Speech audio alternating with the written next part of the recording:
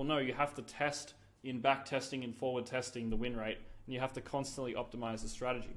But that's a general idea of the way that you can do math to understand what he's trying to say here, right? You win in investing by only making bets and buying when there's asymmetric upside, because you inevitably are going to lose money. So the only way to win is to win way more than you lose, and that's how you make money, okay? So how do you buy bottoms then? What's the mindset for buying bottoms? Well, every time it was the bottom, personally speaking, I said to myself the same thing, and I realized this the other day. I say this, I go, yeah, like we're getting close to a bottom, but I wouldn't buy here. I think it's going lower. I think we got time to accumulate. Like we got time, it's early. I'm going to wait a bit. That's what I always say at the bottom. And it's annoying. This is like my weakness. And it's always the bottom when I said this. Now, why is that? Well, you have to think about it, right? My feeling about the market is the same feeling as everyone else. Now, my gut instinct is different, but my sort of feeling, my emotion is the same as everyone else. Now, if I think it's going lower, bottom isn't in, wait a bit to buy, patience, everyone else is thinking that, meaning everyone's sidelined, meaning that if price goes up and it's actually the bottom, they're going to have to chase it higher, which is how bull runs start. So because that's what happens, and you're always going to think price is going lower at the bottom, bottoms never feel like bottoms. It's impossible to. It's always going to feel like you're buying before a fucking cliff. You're about to fall off a cliff. But you walk off the cliff and then you end up hovering. That's sort of what happens. So the secret to avoid this problem is, as Kun says, it's to buy not the bottom, but when you think the downside is limited and the upside is sort of asymmetric. The key is to invest when the upside is asymmetric, not when it's the bottom, as this mitigates the problem of not buying because it might go lower. So very good solution here. Now, how do you solve a top? Selling tops is similar but different. So my logic for selling a top is this.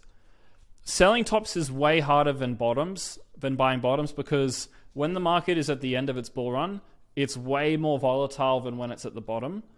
And there's just a much larger range that price is trading in when you are in that process of selling. So especially for altcoins, right? If you look at any altcoin chart at the top, they're all parabolic. They're all going absolutely ballistic. The most volatile period in the market is just before the market tops. It's sort of what happens. Let's look, this is BNB.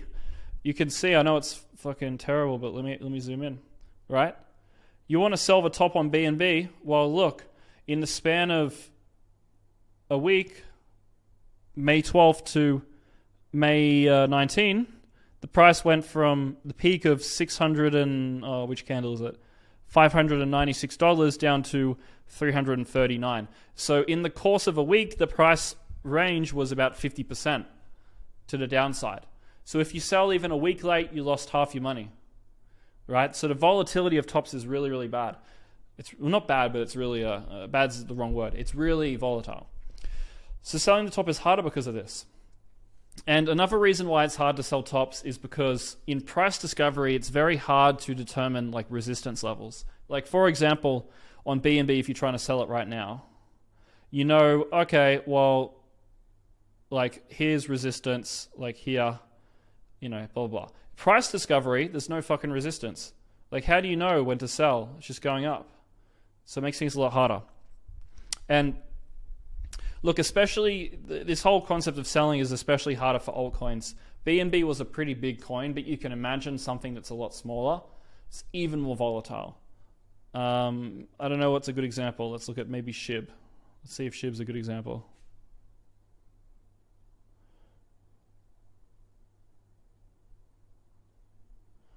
Yeah, so look, imagine trying to time an exit on SHIB. It's like genuinely impossible. Look, that's October 27 and November 5. What's the price difference? 50%. Like, how are you supposed to sell a top here? It's very, very hard. So the logic is not to try to sell a top, but it's to sell in the final 1/8 of the bull market. So this is how I view it. Every single day when we get towards the later end of the bull market, I'm going to ask myself, do I think this is the final 1/8 of the bull run? And I feel like asking yourself when to sell a top is a really tough question, but asking yourself when the final eighth is very simple. I think we can all know when the final eighth of the bull run is, because I think we all know, okay, it's getting late, but I think there's still, you know, room to run, right? So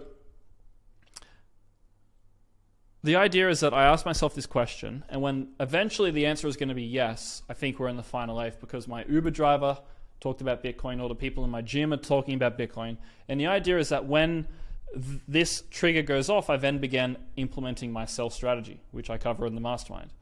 And this allows me to get an exit, a decent exit near the top, and it allows me to not bag hold my position down when the bear market inevitably comes, especially for altcoins. And look, you need to be comfortable with the reality that you're just not going to sell a top. You're going to sell significantly below the top. It's just how markets work. And if you try to time the top, you're just going to lose even more money, because selling a top has a 98% plus failure rate. So you have a 98% chance of not selling the top, and then you just open yourself up to massive downside, because if you try to sell the top and you miss it, price goes down 50% in a week after the top, you're hoping that the market goes back up again. It never does. Look like SHIB, right? You try to get a perfect exit. Oh no, it's down here now. Well, where are you going to sell? Oh, I'm going to wait for it to go back up. Nope, it's all going down. But if you just knew this is the final eighth, this region, I'm just going to sell and exit. You would sell and exit, you wouldn't experience all this downside. Okay? And you have to ask yourself this. Is it worth trying to get... Okay, I'm clearly illiterate. Not really, but... Is it worth trying to capture a last 50% extra profit but risking a 90% downside, give or take? No, it's not. So here's some other tips as well. You should always assume your portfolio is 30% less than it is, because your portfolio is not about, it's never about what your portfolio is worth right now. It's about what it's worth when you sell. And the truth is, you're never going to sell the top, so your money is immediately 30% worth less than the peak value of what it is, right? So if you just start viewing your portfolio today as 30% less than what it is, you will be comfortable with the fact that you sold 30% below its peak, because you knew that it was 30% less anyway, right? And it just helps you manage the emotions. Now, tip number 2, if you're in altcoin positions, especially the more volatile, smaller ones, you're never going to sell a top like with SHIB. So you should immediately assume that it's an even smaller position size. It's 50% smaller. You know, if price can go minus 50% in a week or two, and you know your exit could be very easily a week or two off, it's a safe assumption that your portfolio, as in the altcoins at least, is worth 50% less than what it is. Okay, just like a safe assumption. So just to summarize everything I said, don't try to be a hero timing the bottoms and catching and selling the tops. You have to be comfortable with the level of profit that you have when it is finally time to sell. And if you get too greedy trying to maximize your money when you know it's time to exit, you're going to lose all your money. Okay? So that's the end of the video. I'll see you in the next one. Cheers.